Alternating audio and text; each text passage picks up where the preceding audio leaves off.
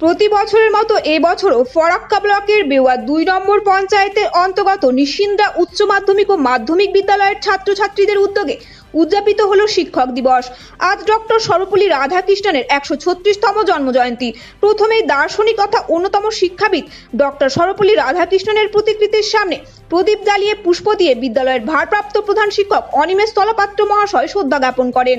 এরপর একে একে উপস্থিত শিক্ষিকা ও শিক্ষক সকলেই পুষ্পার্ঘ্য নিবেদন করেন শিক্ষাবিদ আদরণীয় ডক্টর সর্বপল্লী রাধাকৃষ্ণনের প্রতিকৃতিতে। উপস্থিত অন্যান্য অতিথিদেরও বরণ করে বিদ্যালয়ের ছাত্রছাত্রীরা। বিদ্যালয়ের ছাত্রীরা উদ্বোধনী সঙ্গীতের মাধ্যমে শুরু করে সাংস্কৃতিক অনুষ্ঠান। শিক্ষক দিবসের অনুষ্ঠান সুন্দর করে সাজানো হয় মঞ্চ, লেখা হয় হ্যাপি টিচার্স ডে। নাচ গান আবৃত্তি ছাড়াও আরও বিভিন্ন রকমের প্রতিভা বিকাশের কার্যক্রমের মধ্য দিয়ে পালিত হয় শিক্ষক দিবস। আমরা দেখাবো এবং শোনাবো আজকের এই শিক্ষক দিবসের তাৎপর্য বলতে গিয়ে বিদ্যালয়ের ভারপ্রাপ্ত শিক্ষক ওনার বক্তব্যে এবং বিবৃতিতে বর্তমান সমাজের কাছে তিনি কী আবেদন ও অনুরোধ রেখেছেন।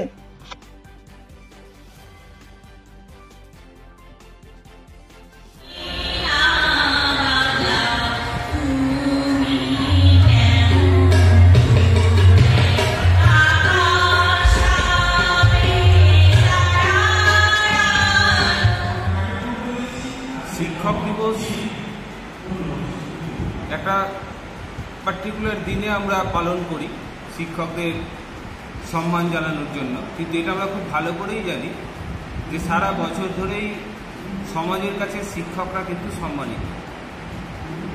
শুধু সম্মানিত হলেই হবে না, শিক্ষকদের যেমন প্রাণপণ চেষ্টা থাকে একটা ছাত্র বা ছাত্রীকে ও যখন শিক্ষাঙ্গনের মধ্যে থাকে ও তো যেগুলো পঠন পাঠন সেই পঠন পাঠনের মধ্যে দিয়ে ও আস্তে আস্তে নিজেকে সমৃদ্ধ করে তোলে, কিন্তু তার চারিত্রিক গঠনের ক্ষেত্রে শিক্ষকদের একটা বিরাট ভূমিকা আছে।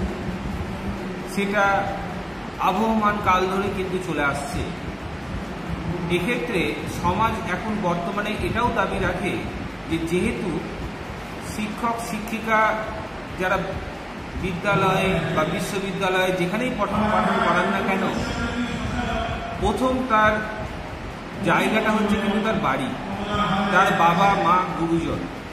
সেখান থেকে সে যদি কিছু না শিখে না পায়, রসদটা পাওয়ার জায়গা ওটাও একটা, ওই জায়গাটায় যদি মাথায় রাখে বাবা মারা, তাহলে সেক্ষেত্রে সেই তার ছেলে বা তার সন্তান, সেই সন্তান কিন্তু অন্তত যেভাবে প্রতিষ্ঠিত হোক না কেন অসৎ হবে না, সামাজিক অবক্ষয়ের কারণ হয়ে দাঁড়াবে না।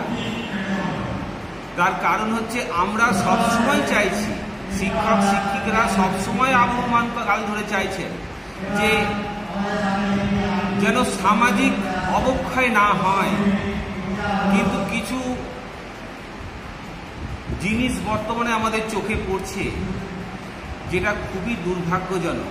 এক্ষেত্রে শুধু শিক্ষক সমাজ নয়, তার বাড়িতেও যারা অভিভাবক অভিভাবিকা আছেন তাদের কাছেও একটা আমরা দাবি রাখবো বা অনুরোধ রাখবো বলা যেতে পারে, যে তারাও তাদের সন্তানকে এই বার্তাটা অন্তত পৌঁছান যে তোমাকে মানুষের মতো মানুষ হতে হবে। এটাই হচ্ছে শেষ কথা, মানুষের মতো মানুষ।